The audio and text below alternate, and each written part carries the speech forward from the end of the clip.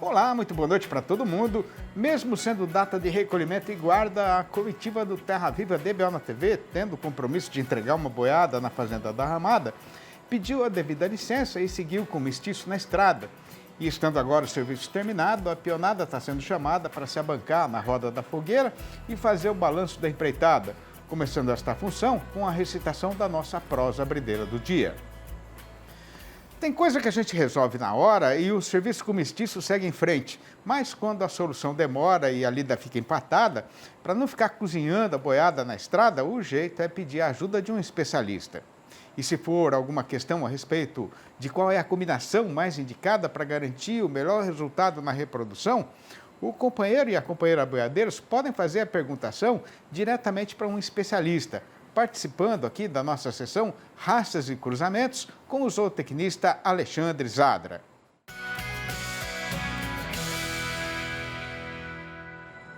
E quem está participando do programa de hoje é o Leonardo Stael, fazendeiro do estado do Rio de Janeiro. Ele está pretendendo fazer cruzamento industrial usando Nelore e Senepol. E quer saber como é que deve ser o resultado desta combinação? No gancho, né? Pois então, a pergunta já está feita e eu passo agora sem preta para o Zadra e saio de banda para escutar o que é que ele vai falar. Olá, Leonardo.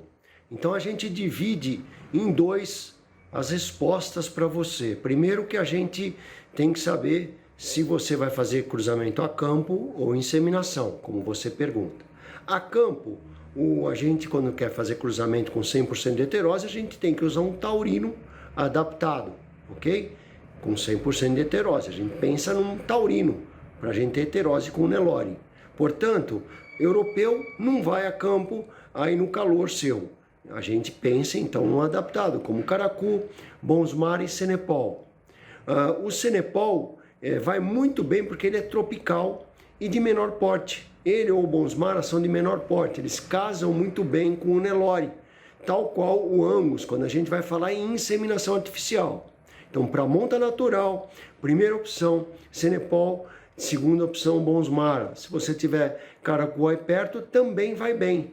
Todas as fêmeas desse cruzamento de um taurino puro com um zebuíno vai gerar, todos os cruzamentos gerarão heterose de 100%, vigor híbrido, né?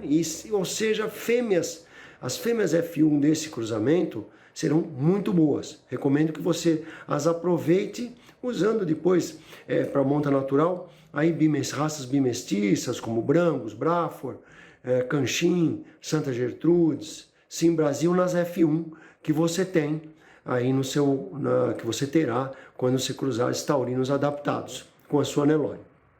Falando em inseminação, então, nós temos que pensar num europeu. Já que a gente tem a oportunidade de usar europeu numa zebuína, né, porque nós faremos animal meio sangue de raças do frio, meio sangue de raças do calor, então vamos aproveitar essas raças do frio e vamos inseminar as suas Nelore com o europeu. Seja Angus, seja, se quiser fazer cruzamento terminal, um charolês. Aí você que escolhe se você quer fazer um animal maior ou menor. Se você quiser aproveitar a fêmea F1, recomendo que você use o Angus nas suas Nelore, insemine suas Nelore com Angus, tá ok? Logicamente que se você quiser inseminar também com um taurino adaptado, sem problema, você terá 100% de heterose, mas você terá menos complementariedade. Se você pode usar a sêmen de europeu, que é um animal do frio, sobre a Nelore, utilize nesse momento, no momento da inseminação, ok? Espero ter respondido sua pergunta, Leonardo. Um abraço a todos e vamos para o campo. A Bahia Farm Show, que está sendo realizada esta semana no município de Luiz Eduardo Magalhães, é um retrato da modernidade da agropecuária brasileira, com a exposição de maquinário e equipamentos agropecuários da mais alta tecnologia. Mas, além disso, a feira também está sendo de grande serventia para mostrar para o fazendeiro do Nordeste e do Brasil inteiro os mais recentes avanços no terreiro da nutrição animal. E quem traz mais detalhes para a gente é o repórter Vinícius Marra. Confira. Continuamos aqui com a nossa cobertura aqui na Bahia Farm Show 2023. Este ano, 420 expositores estão por aqui, representando mais de 1.200 marcas, um crescimento de mais de 25% em relação ao ano passado. E aqui, novidades para todos os segmentos, inclusive para a pecuária brasileira, que cresce bastante aqui nessa região. Eu vou conversar agora com o Rafael Barbiero. O Rafael é sócio-diretor da Albar Fertilizantes. Rafael, obrigado por atender a gente. Pecuária é um setor que vem crescendo bastante nessa região do país, na Bahia, né, no Nordeste brasileiro. Por isso é importante estar nessa feira, uma das maiores do país? Sim, exato. Hoje a pecuária aqui no oeste da Bahia vem acompanhando bastante como é a parte de grãos, né, de extensão. Então hoje, além de pecuaristas, muitos produtores rurais vêm entrando cada vez mais forte, até para diversificar também a produção, né, de proteína. Então a importância de participar. Nós que temos a sede da empresa que fica em Luiz Eduardo de Magalhães, né? Inclusive nosso estande que está no lado da IBA, somos parceiros aqui há muitos anos na região. Então é fundamental estar participando, trazendo novidade, principalmente a questão de trazer maior rentabilidade ao produtor, né? O desafio cada vez mais é o custo-benefício. Então essa foi o intuito desse ano de vir participar, de agregar mesmo para a região e para os produtores. Agora, novidades com relação à nutrição animal, né? É importante isso também para o produtor rural ter essas possibilidades, né? E também num trabalho bem personalizado. Hoje o produtor, um é diferente do outro, tem suas próprias necessidades. Vocês estão tentando atender isso? Isso, exatamente. Eu diria que o grande diferencial da parte de nutrição animal que nós estamos trazendo é que a gente consegue customizar por fazenda. Então, em vez de nós termos um produto, ou 2, ou 5, para atender o mercado de forma geral, nós podemos entender a necessidade de cada rebanho, categoria de animais, seja confinamento, seja pasto, na seca, nas águas, e customizar por fazenda, exatamente o que o animal precisa. É nesse sentido que a gente consegue trazer a diminuição no custo, que eu vou entregar exatamente o que o produtor precisa. Né? A gente não vai colocar nem algo a mais ou a menos que seja necessário. Então esse é o grande diferencial que a gente consegue trazer para agregar. Nessas linhas de produtos, o que vocês estão apresentando aí para o produtor? Principalmente a gente está trazendo, né, premix, seja para se fazer o restante, o núcleo aqui na região, onde a gente consegue economizar bem, com aditivos, com taninos, né, com microbióticos, várias coisas que a gente consegue trazer para realmente melhorar esse ganho de peso com menor custo. Né? Também estamos trazendo aqui a questão de os fertilizantes de solos, então que também é um complemento para a questão de pastagem, então agregado também a gente consegue já manejar o solo com a pastagem para depois suplementar com a parte nutricional, né? Então tá os dois juntos aí. Vencido o espigão e tendo agora a planura do Cerradão pela frente, antes de seguir na direitura do Retiro das Três Figueiras, a comitiva vai fazer uma parada ligeira aqui na beira desse ribeirão para descansar a boiada pantaneira. Mas é já que a gente vai voltar. Aguarde. Já faz tempo que os companheiros e companheiras produtores brasileiros têm perfeito conhecimento de que, para garantir um lugar na jardineira que vai levar a atividade leiteira daqui para o futuro, o jeito mais seguro é fazer um investimento firme na modernização da produção. Pois então, também por conta dessa precisão, nestes anos recentemente passados, muita gente mudou a sua criação do pasto para o ambiente fechado, em sistemas como o Compost Bar ou o Freestyle. Mas a questão fundamental é saber se a vacada está gostando da sua nova morada. Porque se o rebanho tiver alguma dificuldade de adaptação, o resultado de certo que vai ser a queda na produção. O problema é que, como vaca não fala, o pecuarista precisa aprender a entender o que é que ela está querendo dizer. E para saber como é que isso pode ser feito, a gente pediu a ajuda preciosa do Dr. Alexandre Pedroso, engenheiro agrônomo e consultor especialista em gado de leite, que vai participar da nossa entrevista do dia, falando ao vivo pelo computador, diretamente de Piracicaba, aqui no interior paulista. Boa noite, Alexandre. É uma satisfação muito grande ter mais uma vez a sua presença virtual aqui no programa. Seja muito bem-vindo, como sempre. Fazia tempo que a gente não proseava, né? Pois é, muito boa noite, meu caro Sidney. Obrigado pelo convite. Para mim é sempre uma satisfação estar aqui com você. Você é de casa. Ô Alexandre, para quem ainda não conhece, como é que funcionam esses sistemas de produção de leite em ambiente fechado, hein? Olha, Sidney, isso não é novo. A ideia é justamente oferecer mais conforto para as vacas. Entendo eu que a principal questão é um ganho muito grande no alívio do estresse por calor, que quando as vacas estão no campo, elas, na maior parte do ano, pelo menos aqui no nosso país, sofrem muito com isso. Então, elas estando dentro de um barracão, com sombra o dia inteiro, elas, via de regra, ficam mais confortáveis e com isso podem ter mais saúde e serem mais produtivas. Ô Alexandre, agora, quais são os cuidados, né, que o pecuarista deve tomar na hora de construir ou de adaptar uma instalação na fazenda para produzir leite em ambiente fechado? Bom, acho que são dois aspectos principais, os fundamentais, né? Primeiro tem que entender que quando a gente fala fechado, né, nós queremos dizer um lugar coberto, um barracão, um telhado, precisa ser fechado. Ele tem que ter boa ventilação, esse é um ponto importante, e oferecer sombra para as vacas o tempo inteiro, né? Boa ventilação para ajudar muito com a questão do alívio para o calor. E outro fundamental é oferecer boas condições para que as vacas possam deitar, descansar a maior parte do dia, o maior tempo que elas quiserem, né? Porque esse é um outro ponto muito importante para que elas tenham bem-estar e saúde. Agora, pelo menos na teoria, né, Alexandre, nesse sistema de confinamento, dá para controlar melhor o comportamento das vacas, né? Mas como é que o fazendeiro faz para saber o que elas estão, se elas estão ou não gostando desse tipo de criação? Essa é uma excelente pergunta. As vacas nos falam, entre aspas, né, através de alguns sinais, algumas questões comportamentais, se elas estão confortáveis ou não, né? O tempo que elas passam deitadas é justamente um deles, né? Então, quando o produtor ele observa que as vacas passam muito tempo em pé, esse é um mau sinal, por exemplo. Outra questão é a ofegação, né? A frequência com que as vacas respiram. Se elas estão muito ofegantes, também é um mau sinal que elas estão com calor, né? Então, são diversos aspectos do comportamento que a gente observa para tentar entender se elas estão com boas condições de conforto e se isso pode levar a boas condições de saúde, né? Mas são coisas simples, viu, Sidney? Nada complicado.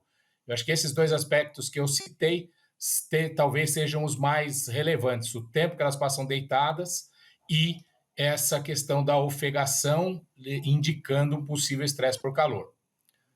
Quiser prestar atenção, né? Agora, o Alexandre, o que é que pode estar acontecendo, por exemplo, quando as vacas parecem que não gostam de ficar aí em algumas partes do galpão, preferem ficar em outras partes? Olha, isso é muito comum e na maior parte das vezes isso indica problemas de ventilação, né? As vacas elas são muito sensíveis em perceber microclimas, ou seja, se um pedaço do barracão está mais quente do que o outro, e aí elas naturalmente vão tentar buscar essa parte que está mais fresca, né? A entrada de sol em excesso, também promovendo um aumento de temperatura em alguns locais, é um outro fator que pode fazer com que elas deixem de usar uma parte do barracão, e a qualidade da cama, né, das camas, o lugar onde as vacas têm para deitar, que principalmente em barracões do tipo compost barn, não é raro a gente ver pedaços do barracão, algumas áreas com a cama em más condições, outras áreas com a cama em boas condições, por falhas de manejo. E naturalmente as vacas vão buscar essas áreas onde elas se sentem mais confortáveis. Ô Alexandre, como é que deve ser o consumo de minerais pelos animais dentro do sistema de criação confinada? Olha, conceitualmente, do ponto de vista nutricional, Sidney, é a mesma coisa do que num sistema em pastejo. Num sistema de confinamento, quando se fornece alimentação da forma que a gente chama de uma dieta totalmente misturada, né, tudo no coxo, o produtor tem a possibilidade de adicionar os minerais a essa mistura, né, garantindo que a vaca tem na dieta dela, no prato que ela recebe, vamos dizer assim, né, naquele PF que a vaca vai comer todos os dias, lá contenha os minerais.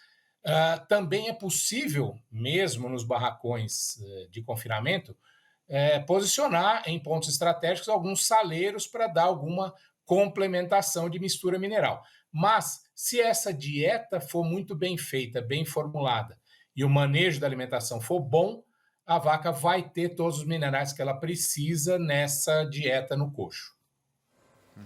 Agora, ô Alexandre, como é que você está falando de alimentação, né?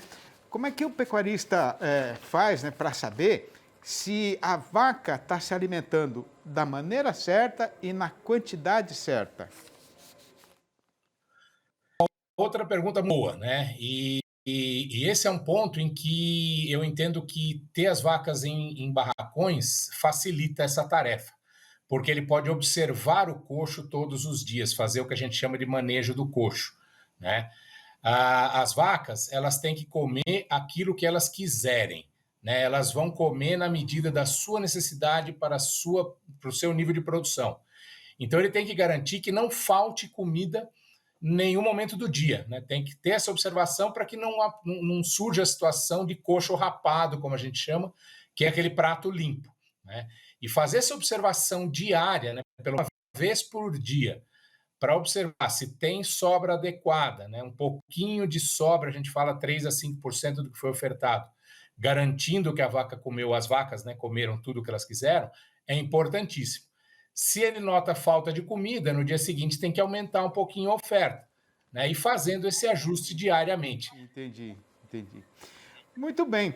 Alexandre, então, a questão fundamental é aprender a entender o que a vaca tem para falar, né? Então, queria te agradecer muito pela participação, Exato. mais essa participação aqui no nosso programa, mandar um grande abraço para você, dizer que a gente está aqui sempre à disposição, sempre que tiver alguma coisa nova para contar, liga para a gente prosear mais um pouco. Abraço, Alexandre, obrigado. Muito obrigado, Silvio. Para mim, também é uma satisfação. Grande abraço. Até a próxima. Escutando já o rumorejo da cachoeira da Engazeira, logo ali adiante, na curva da Estrada Boiadeira, e tendo tempo de sobejo, a gente vai fazer aqui mais uma parada ligeira para descansar a boiada, retornando num instante ali da Machadeira. Aguarda. Em Belo Horizonte, a capital das Minas Gerais, a Mega Leite 2023, que é um dos principais eventos do setor leiteiro brasileiro e de toda a América Latina, venceu nesta quinta-feira o seu segundo dia, com grande participação de produtores do país inteiro e até do estrangeiro. E quem foi destacado para acompanhar tudo o que está acontecendo lá é o repórter João Nogueira. Confira. Competições em andamento aqui na pista de julgamentos e público lotando a Mega Leite 2023. Ao meu lado, o superintendente técnico da Girolando, Leandro Paiva. Leandro, esse interesse pelo público, ele demonstra de alguma forma a qualidade das nossas raças leiteiras? Não só a qualidade das raças leiteiras, assim como também a força que tem o nome Mega Leite, né? Um evento consolidado que congrega, que une todas as raças leiteiras em prol da cadeia produtiva do leite. Perfeito. E gostaria de saber também se esse público que está aqui, o que ele leva para casa quando vem até aqui a Mega Leite? Muita informação, muito conhecimento, muito entretenimento. Nós temos muita coisa aqui para toda a família, não só para os produtores de leite, para os criadores de gado, mas também para toda a família. E aqueles produtores de leite, os criadores, eles têm a oportunidade de fazer negócios aqui dentro da feira, tanto adquirindo material genético, insumos, prestação de serviços, produtos, enfim, é uma feira repleta de oportunidades, tanto para o produtor, para o criador, quanto para o público de forma geral. Quais as características que mais chamam a sua atenção dos animais que já foram premiados aqui na Mega Leite? Os animais premiados até aqui mostraram que são animais com uma morfologia bastante moderna, o que a gente busca hoje para a pecuária leiteira atual, animais funcionais, e é isso que os nossos jurados, os jurados de todas as raças, avaliam em pista, aqueles animais que realmente, além da beleza racial, animais também que apresentam uma funcionalidade, que é o que a gente busca hoje dentro da porteira. E a cada nova edição vocês trazem novidades. Qual que é a grande novidade desta? A grande novidade dessa Mega Leite, né, que nós temos aqui sendo realizado o seminário do queijo artesanal de Minas, juntamente com a Mega Leite, né? Então, logo aqui em frente, do lado aqui no Expo Minas, nós temos essa mostra de queijo, essa exposição de queijos. Então, a Mega Leite acontecendo aqui e a exposição de queijos logo aqui do lado do Parque da Gameleira, no Expo Minas. Então, essa é uma novidade porque o público vem, prestigia a Mega Leite, prestigia o seminário do queijo artesanal de Minas, e aí tem essa oportunidade de conhecer todo o elo da cadeia produtiva do leite. É um evento, portanto, plural, né? A pluralidade marca a Mega Leite 2023. Sim, com certeza. Além disso, nós temos também, né, uma presença maciça aqui na Mega Leite de várias autoridades, várias instituições importantes no cenário nacional, que contribuem muito para o nosso agronegócio. Então a Mega Leite realmente é aquele evento onde quem trabalha com leite, seja como uma empresa prestadora de serviços ou uma empresa que é uma produtora de material, de insumos, seja para os expositores de animais, é uma feira que realmente congrega tudo isso que nós estamos falando, todos esses elos da cadeia. Perfeito, muito obrigado pelas informações, Leandro. Mega Leite 2023 é aqui no canal Terra Viva. E daqui a pouco, às 8h35, o nosso canal Terra Viva vai transmitir para o Brasil inteiro o leilão Giro Leiteiro Fazenda Brasília. E o companheiro produtor brasileiro, tendo sabedência de que produtividade cada vez mais é uma questão de sobrevivência na atividade, não pode perder, né? E hoje, por conta do feriado nacional, do dia de Corpus Christi, o mercado do boi gordo não funcionou em lugar nenhum do país, de modo então que a gente não vai ter como apresentar o noticiário nem fazer o nosso comentário a respeito da evolução da cotação do boi gordo no mercado. Pois então, para arrematar a função, falta só fazer a recitação do versinho do dia, que é o seguinte, vai ouvindo. Todo ano, na festa da padroeira, o pai adiantava o trabalho na sexta-feira e a gente saía da roça com o dia nascente e ia para a freguesia. Ele e a mãe na frente, no banco da carroça, eu e o meu irmão, o Zé Trelé, sentados no chão do assoalho, de camisa de manga, calça curta com algibeira e prega na frente e sapato no pé. E era tudo uma grande alegria, o parquinho com carrossel de cavalinhos, o pastel com refresco de groselha no bar da Praça da Matriz, a estadia na casa da tia Beatriz. Ah, como a gente sabia ser feliz. E depois de guardar cuidadosamente, dia após dia, todas estas poesias recitadas aqui no fechamento desta função, falando das alegrias, das dores e dos amores da nossa vida e da nossa lida no sertão, a gente juntou tudo e publicou nos 4 livros da minha série Versinhos de Caipira, que já deram 3 voltas e meia no chão do sertão e tiveram a perfeita aprovação dos companheiros e companheiras, boiadeiros ou não, do Brasil inteiro.